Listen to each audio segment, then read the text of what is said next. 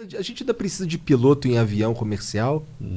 Só por fator psicológico. Ah, né? é? Ah, é? É. Hoje já existe tecnologia bastante. Aliás, o primeiro pouso automático aconteceu em 1964. Caralho, mano. Então, você vê a evolução de 64. A gente está em 2020, cara. Sim, São parece que a gente 52 anos. desenvolveu todas as tecnologias foda. Porque assim, pelo que você tá falando aí, quando você falou da tesoura de vento, e você falou, cara, o piloto só tem que fazer o que tá previsto, o que ele foi ensinado que ia fazer isso, aquilo ali, o caralho. A máquina faz essa porra. Faz, mas porque, na verdade, existe a tecnologia, mas existe algumas questões ainda. Vou dar o exemplo do acidente no Rio Hudson, do Sully Sullenberg, que virou um filme depois. Não sei se vocês assistiram o filme, é legal. O cara decolou de LaGuardia, Nova York, e na subida passou um bando de pássaro, ganso canadense na frente. E os dois motores sugaram os gansos. E destruiu os dois motores. Caralho. Aí o avião só podia planar agora, porque o avião plana, né? Ele não cai. Tem gente que pensa que parou o motor, o avião vai despencar. Não, enquanto ele tiver velocidade para frente, enquanto tiver ventinho na asa, ele tá voando. Vamos imaginar que tivesse um algoritmo ali para comandar aquele avião. O que o algoritmo ia fazer? Ia tentar voltar para o aeroporto que ele saiu? Será que dava? Será que ia calcular rapidamente a quantidade de altura que ele tinha para a quantidade de planeio que ele ia ter? Então, o ser humano ali tomou uma decisão que talvez uma máquina não tomasse. Ao invés de voltar para o aeroporto, foram oferecidas outras opções e o cara... É muito legal isso. Inclusive, o filme retrata isso bem... É o único filme que eu recomendo que as pessoas assistam que é bem real. Não. Em relação a Snakes on a Plane, então, Samuel Jackson, né? Aliás, hoje lá no Galeão, que é a tua terra, o mecânico me mandou um vídeo aí de uma cobra que acharam no trem de pouso de um avião. Caralho, porque então, os aviões estão tudo parados, tá virando ninho de fauna, cara. Então, mas o Sully, no filme, a torre fala, caralho, o cara perdeu os dois motores, eu preciso dar um lugar para esse cara pousar. E aí oferece alguns aeroportos que tem em volta lá, porque os Estados Unidos é forrado de aeroporto, né? E ele só fala, unable, não consigo, não vou chegar lá.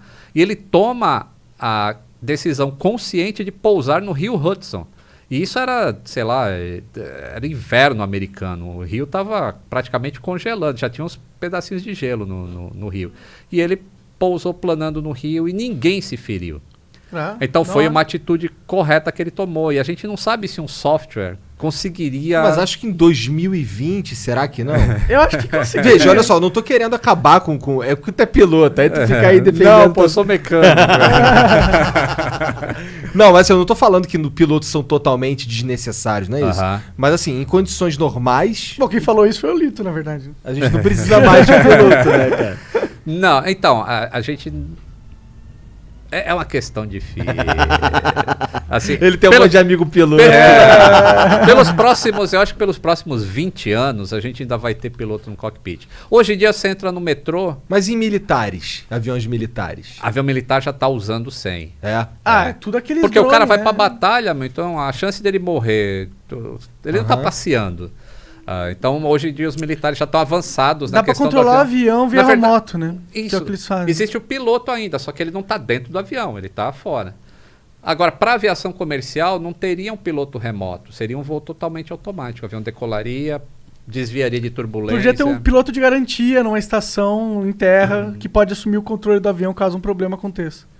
Pode ser. A tecnologia, ela melhorou bastante a segurança da aviação. Existe um grande debate, assim, inclusive esse acidente do Air France retrata bem isso, que aquela atitude que o cara tomou é porque o avião é tão automatizado que ele nunca precisou voar daquela maneira, naquela altitude. Então ele não sabia como fazer. O que ele fez? Eu não sei. Qual foi? O avião perdeu todos os computadores de controle de voo. Que os Airbus, que é um dos fabricantes de avião, ele automatiza muito o controle de voo do avião. Então, se o piloto quer subir o nariz do avião, ele puxa um joystick para trás. Independente da força que ele faça no joystick, o computador vai calcular o quanto ele vai subir o nariz para que o avião não entre em risco de perder sustentação, alguma coisa assim. Ou seja, o computador está ali para proteger o avião.